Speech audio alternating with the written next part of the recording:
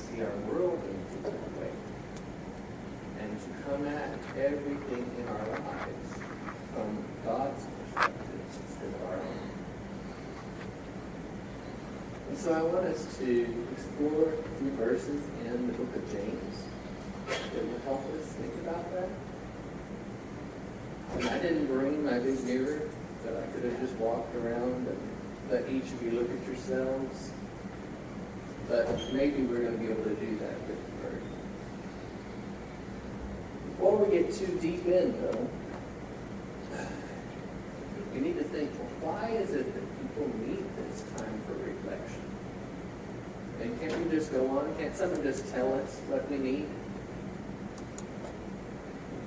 The teacher can just tell you, here's the answer. Is that going to help? Will they learn it that way? This is the answer. They know how to do it going forward? Yeah. Because until you discover those things for yourself, till you take the time to think, the time to reflect, the time to do that processing, it's never going to internalize. It's not going to become who you are.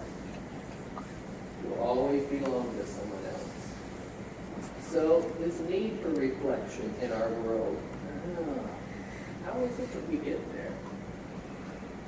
How many voices, how many messages do we receive from other places? So if we can go to this next slide, please. Oh, yes.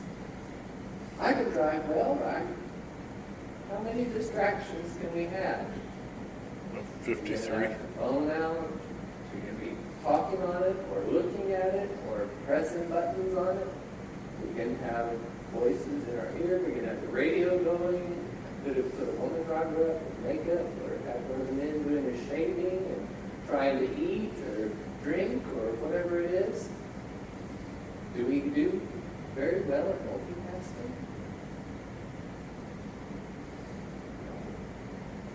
No. So, but our world tells us, you gotta get it all done. And so we think, well, I'll just pile it on, pile it on, pile it on, pile it on, and we never take that time to really focus on what it is we're supposed to be doing. To really reflect and say, where are we going? So this next picture. We get lots of help with this, don't we? You sit down to do a little work and, this is called, or this playbook's called crackbook. Or, I just need to check this one thing, or let me check this lead, and it's just bombarding us, one place and another. All these messages, all these advertisements. You try to look something up, you've got to watch the advertisement first, at least a few seconds of it, before you can skip the ad. So we end up like this last picture. Because it's easier just to go ahead and fully immerse in the distracted world. You cut yourself off from any real relationship where there's actual challenges in getting along with people. Yes, there are some digitally, but not nearly the extent of really dealing with people. And so, the challenge is, how do we keep these tools, these resources, these great blessings that they can be, how do we keep them in their place and take the time we need for reflection, for considering in the mirror of God's Word what our life should be. But before we get there, we need to do this one other thing. Because we've got to have this reconditioning of our eyes. Okay, next slide. And Laura and her mom are in Tennessee. They'll be getting on the plane in over an hour, probably. And they went for in-law's cousin's wedding. And part of the gift, we got a picture of them that they sent, printed it out, and then Callan did a pencil drawing off the picture. The cousin and his bride-to-be, their married. And so Callan had done the main part of the sketch, hadn't done all the shading and all that, and Laura was giving her some feedback about it. And the problem is, and Laura was mostly giving her feedback about how she remembered her cousin, not on the picture itself, how he looks now. So there was some discussion about this, and we had to have a little family meeting about it. We talked about, are we looking at things as they are now? Are we going off of memory? Or how we think it should be? Or how we hope it is? So we've got to recondition our eyes. And guess what? All these messages that we hear from everywhere around us, magazine covers that are all digitally retouched and one thing and another, gives us all these messages about who we are, what we're supposed to look like, what we're supposed to be doing, how we're supposed to relate to other people. So let's look at this first picture because this one was easy to pick on.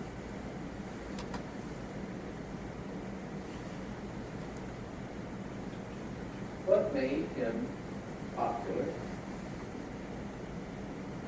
Extremely talented musician and dancer. And not a bad-looking guy. And yet, somewhere in all the confusion, he went through all this suffering to get to this stuff on the right-hand side. And that's just a symptom of the larger things going on across our culture, where people are trying to remake themselves in what they think they're supposed to be, instead of embracing who they are and being able to see themselves truly. Their vision is distorted. So he's not alone. Let's go to this next picture here. I could have pulled up a whole bunch of this, but people look in the mirror and they don't see what's really there. They see more of what the world is telling them. We could have had any number of pictures there.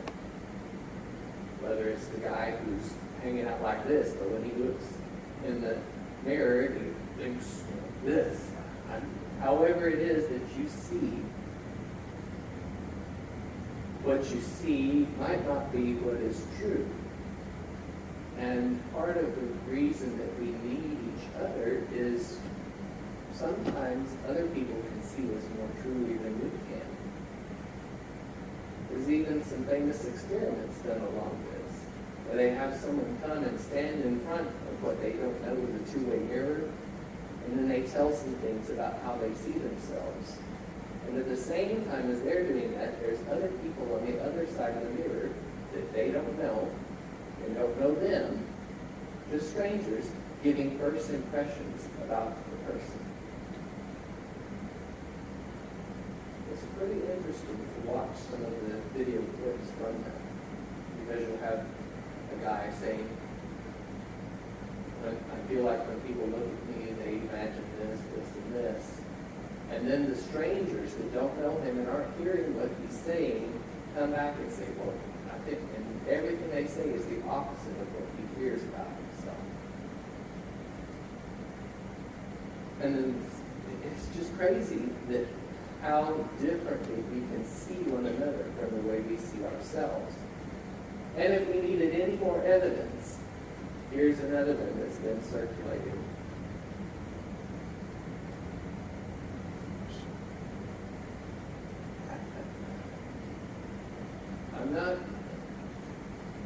How do people get to where they think this application of makeup or tattoo or plastic surgery or anything, that's what they want? Somehow the disconnect between what the eye sees and what the spirit perceives becomes more and more distorted. Go pull up any number of plastic surgery or other things, bodybuilding, you name it, diet stuff. You have to somehow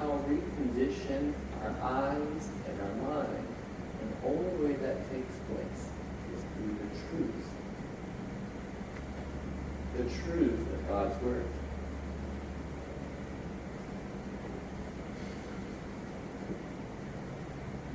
So, James chapter 1.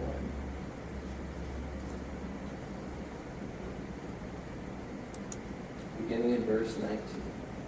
Dear brothers, take note of this. Everyone should be quick to listen, slow to speak, slow to become angry. For man's anger does not bring about the righteous life God desires. Therefore, get rid of all moral filth and the evil that is so prevalent, and humbly accept the word planted in you, which can save you. Do not merely listen to the word and so deceive yourselves. Do what it says. Anyone who listens to the word but does not do what it says is like a man who looks at his face in a mirror and after looking at himself goes away and immediately forgets what he looks like. But the man who looks intently into the perfect law that gives freedom and continues to do this, not forgetting what he has heard but doing it, he will be blessed in what he does. We're going to explore this some more. I want us just to have this first pass over, this first reading over, that there's something about getting rid of impurities, get rid of moral filth, and the evil that's so prevalent, and instead humbly accept the word planted in. Now there's some deep imagery there, because when you plant something, what happens? Does it just stick in that one little spot? What happens when you put that seed in? It begins to send forth tendrils until it takes up the whole space and it grows. It fractures the thing that's there so that roots can even break stones. But it's only going to work if we allow it to grow. And the only way we can allow it to grow is if we do what it says. So, with that, just a little preview, let's go on to this next slide. Because this is where we often end up.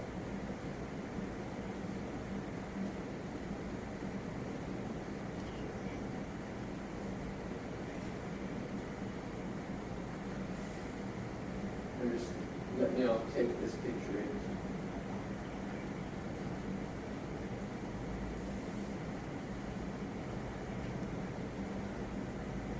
Lots of times, individuals get stuck thinking back on how it used to be, resting on their laurels, or imagining the glory days or the good old days, or whatever it was. But it's not only individuals who do that, it's whole groups of people, churches and nations. And when they look in the mirror, they don't see what's really there. They see in light of what they remember and what they still believe is true, and it's no longer true, if it ever was.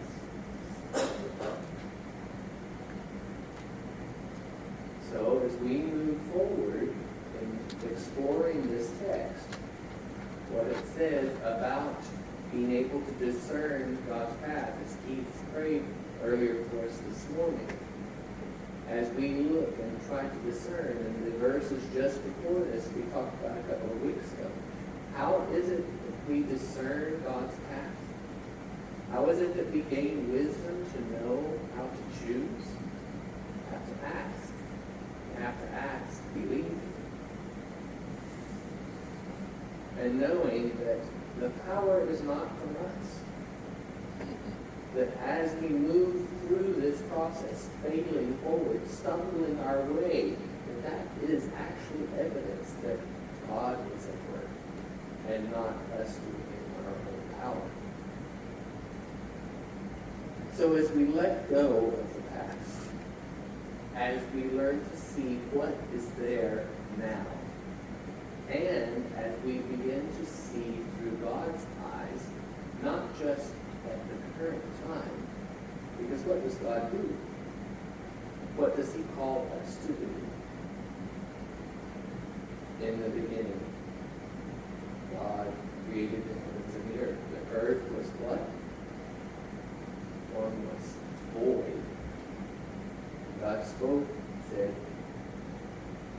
let there be light.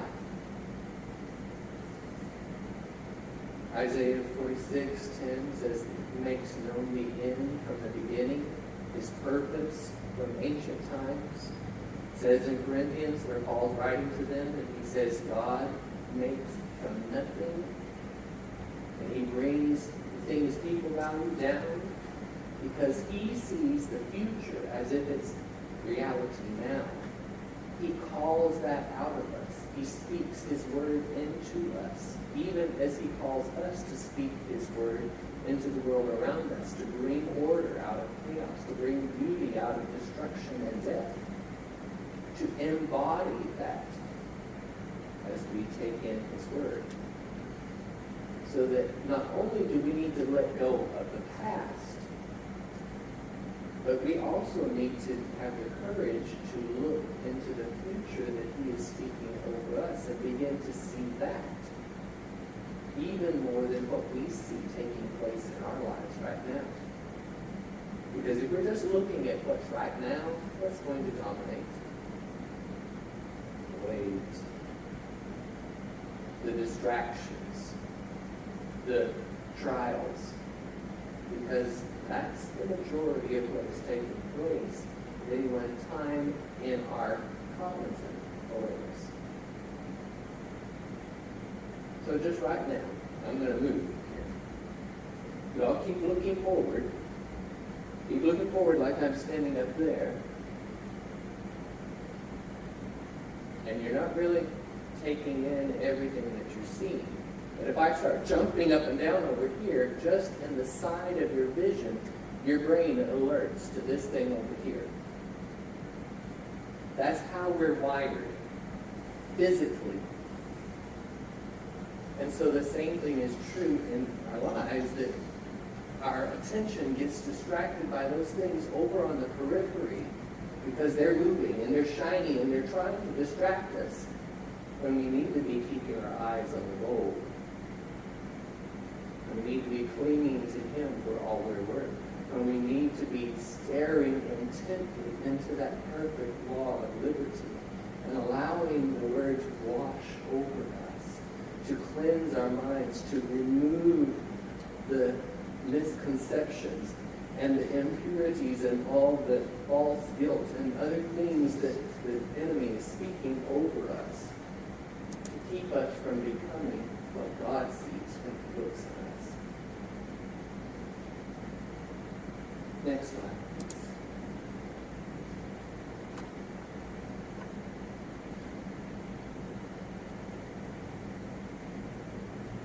Oh, how many of you remember reading this poem by Robert Burns, Ode to a Louse? I don't know if you've ever read it before. This is just one of the lines from it, and it's not written as he originally wrote it because he was from the British Isles, and it's written in that dialect from many years ago. So I've taken the liberty of bringing some of the standard English translation. But basically, he's writing this poem. He's sitting at church, and there's this lady dressed to the nines in front of him, wearing this lovely hat, and she's basically come to show how fine she is in her dress. And as he's sitting there behind her, he sees a louse crawling in her hair and around on her hat. Kind of gives a different picture, doesn't it? It's like, and Laura sent me a text yesterday reflecting on this rehearsal dinner, because her cousin is a medical doctor and he's married in a mental spell. And so there was some people that were pretty well dressed at the rehearsal dinner, and lots of things that go along with that. And Laura said, at least one pair of shoes were over $500.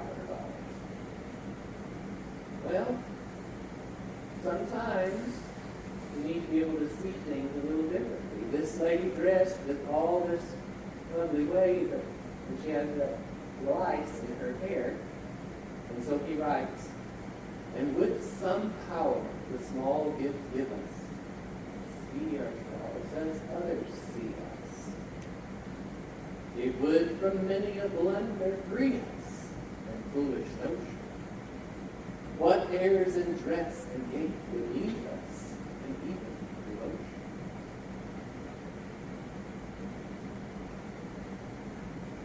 If we could see ourselves as others do, if we could see ourselves as God Himself does, but we can only do that as we listen to the Word.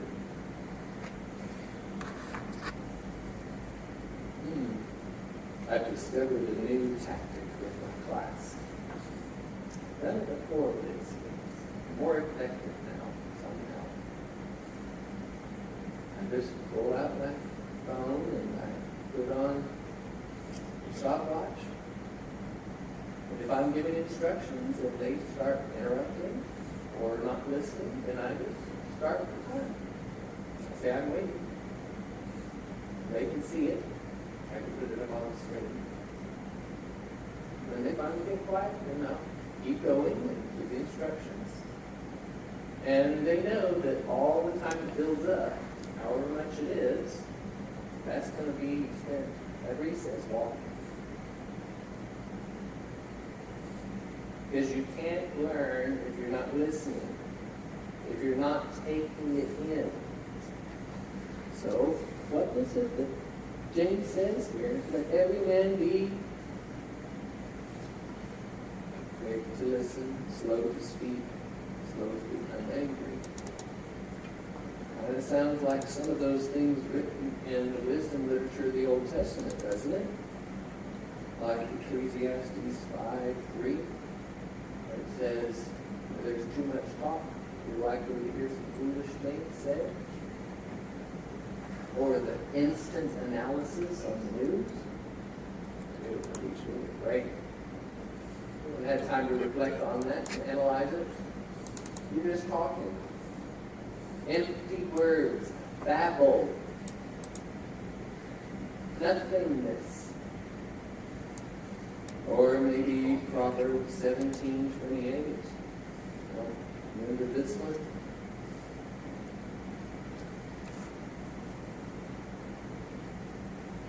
Even a fool is thought wise if he keeps silent, and he is thought discerning if he holds his tongue.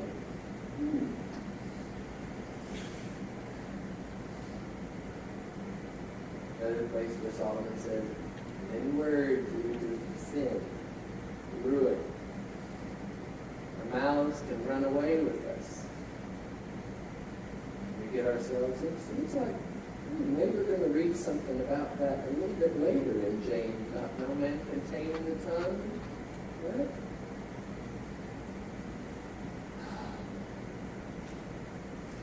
And then we get down to verse 26 of James chapter 1. If anyone considers himself righteous, yet does not keep a tight rein on his tongue, he deceives himself, and his religion is worthless. Oh, and it's so easy to post that mean-spirited comment on Facebook, and it's something we disagree with. Right? Ooh. Words. Look there.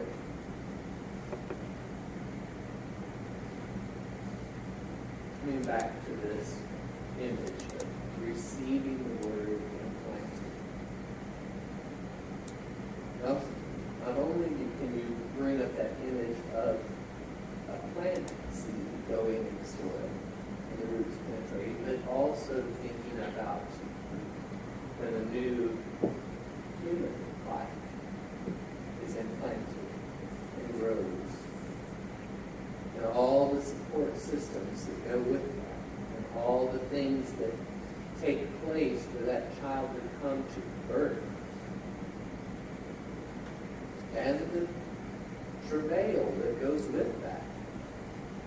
Sometimes for us to be born anew, the other has to suffer, has to get out of the way. Humbly accept the word planted in you, which can save you. Do not merely listen and so deceive yourselves. Do what it says.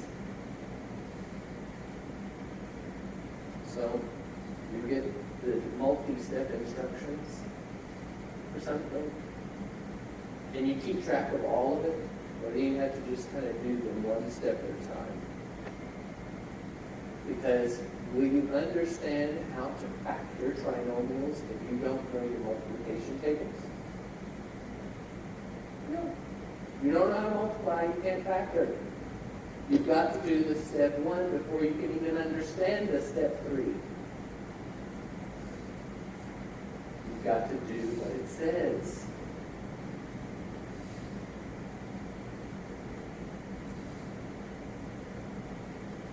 I'm trying to avoid some rabbit trails and distractions. Sorry.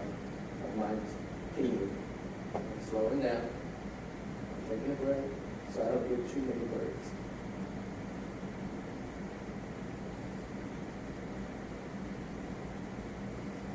As we have been hearing some messages over the last few weeks, Blake has spoken from Genesis about us being created in God's image, and that we are to speak into the void, into the bring order from chaos. As he goes over Proverbs 31, this picture of an ideal righteous woman, in the way that she fights to bring about this good for her family, and that nobility within her, the way that he looks in Psalm 112. What is this ideal man? In the way that he also is generous and his heart is going out to people, and he is doing these things out of compassion.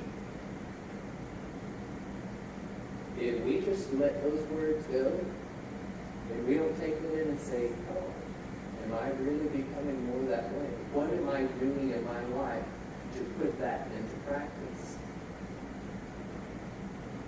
Then we actually are hardened against the truth. If we don't take those steps.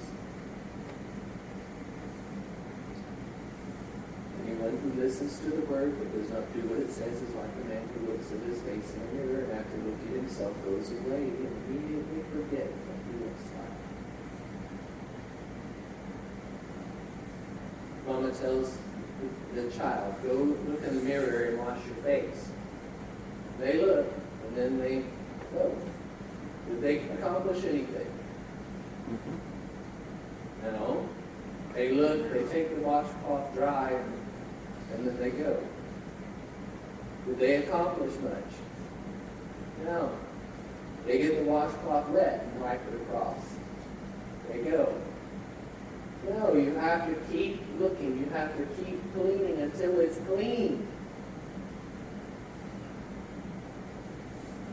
It requires persistence. It requires follow-through. It requires continuing to let that word that's saying there's some things you need to correct. There's some things you need to change. Until you persist under that word, until it has its full effect.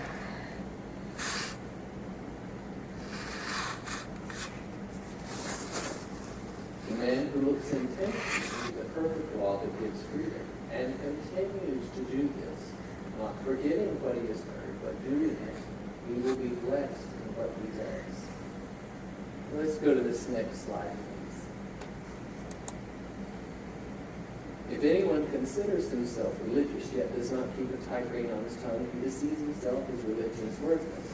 Religion that God our Father accepts as pure and faultless is this: to look after orphans and widows in their distress, to keep oneself from being polluted by the world.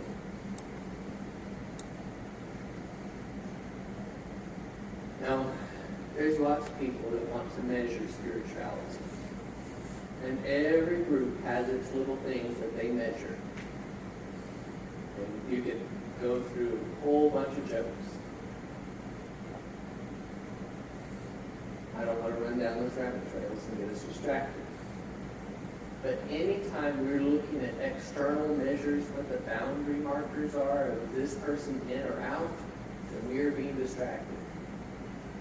When I was a freshman in college, they had a funny skit that they're doing this stuff about how you could really tell who the spiritual people on campus were. And They were talking about the Lord's Supper because in that tradition it packs the trays around them. And one of the things they said is to put out the trays to eat some bread. That's how you knew they were extra spiritual. So they break off that tiny piece. And they always walked around with a certain serious expression. Or whatever it is that becomes the boundary marker. That's not a true measure of spirituality.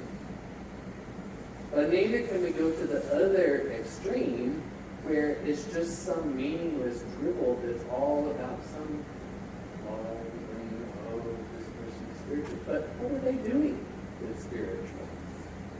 Yes, they have this facade, they have this presentation that appears spiritual, but what's the foundation of it?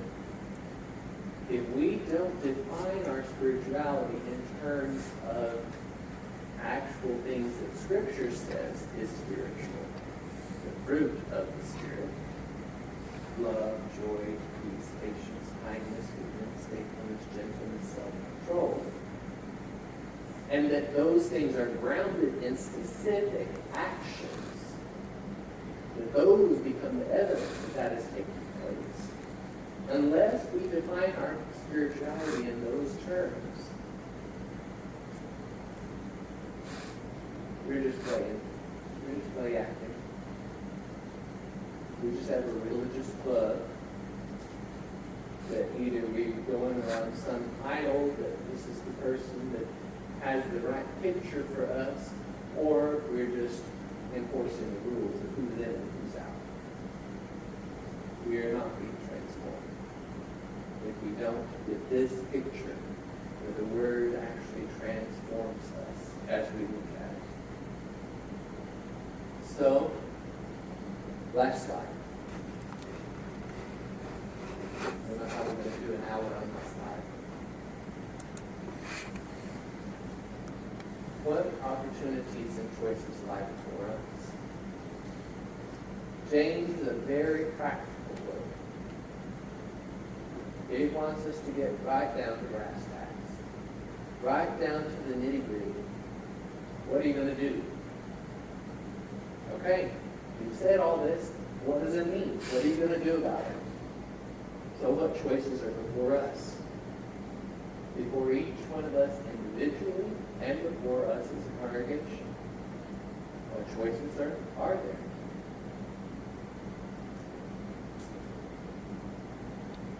Everybody's got a list in their head. Some of them look different.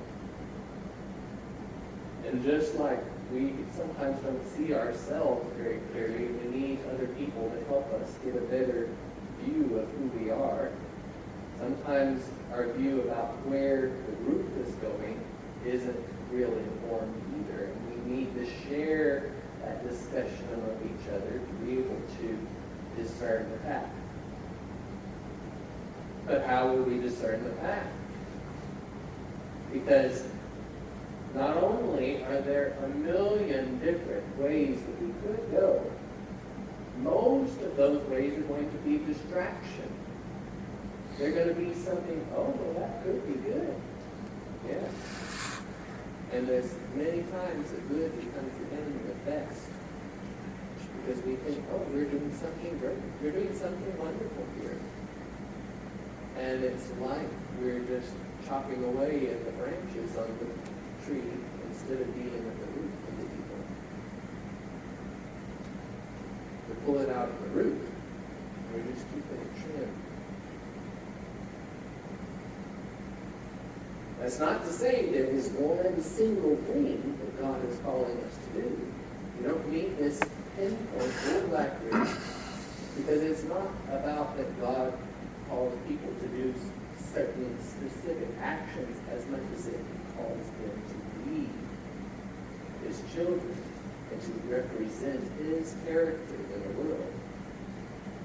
If we are focused on being the right kind of people and taking the opportunities that God puts before us to be that way, then those purposes will be accomplished, whether we can see the bullseye or not.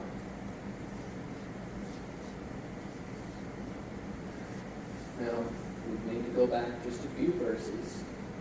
And I've already mentioned this morning, but how will we know that we're on the right track?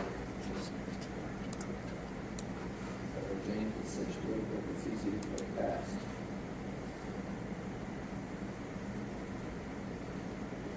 One 6, 5. If any of you lacks wisdom, he should ask God, who gives generously to all without finding fault, and it will be given to him.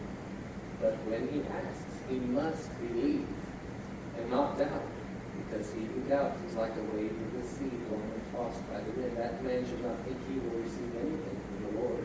He's double-minded, unstable in all he does. How will we know? Only if God reveals it.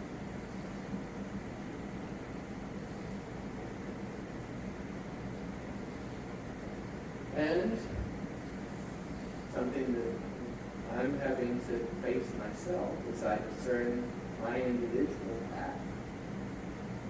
Okay? I'm not going to be teaching at Smithville next year. What am I going to do? Well, I can't fall into the trap of thinking, oh, God's got one specific job for me and I've got to do something to find that and get myself qualified and in the door. No. It's not the way God works. God will open doors that He's calling me to be a certain way. And wherever I land, then He will use that where I am.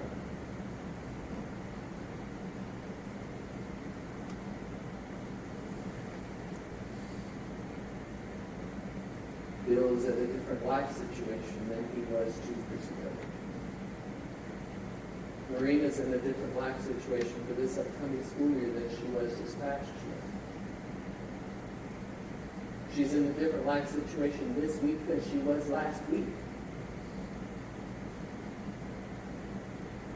As our kids grow, as we graduate, as a new part of our house gets finished, as we get married, as we move into a new building, our life situation continues to change, and therefore exactly what we're supposed to be doing has to keep changing. As we look in the mirror, we have to look at where we are and where God is taking us, not where we were, not what we used to look like. I used to be a full 6'2", and I've already shrunk some.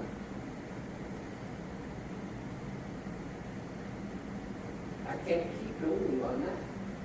I have to go on where God has taken me and who He is making me to be. So this is what Paul said, and maybe we can apply that here in this situation with James, that in whatever situation we're in when God called us, let's make the most of that. Now Paul also says in the same passage that if you were a slave when Christ called you, and you have the opportunity to get your freedom, be sure to do it. Don't be trapped by the expectations and the situation the world has corralled you into. We don't need to just sit here and say, oh, well, if we could only elect some different people.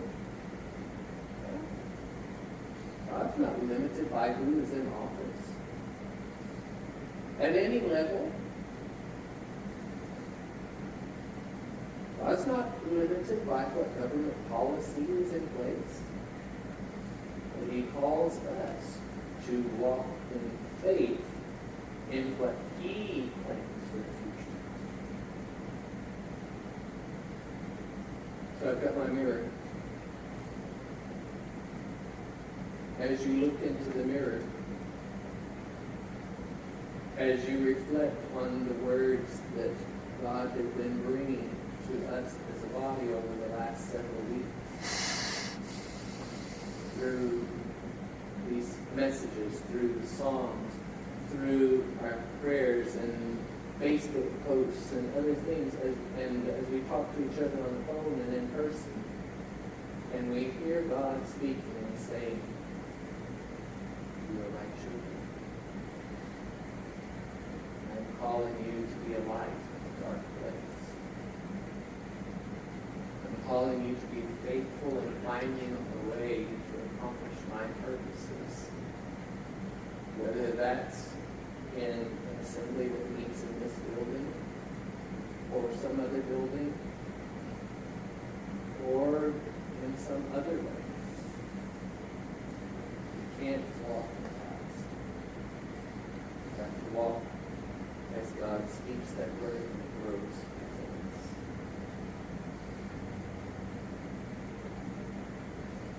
I guess I'm done. Maureen would like to share a little bit with us. So, John, your attention to her for just a minute.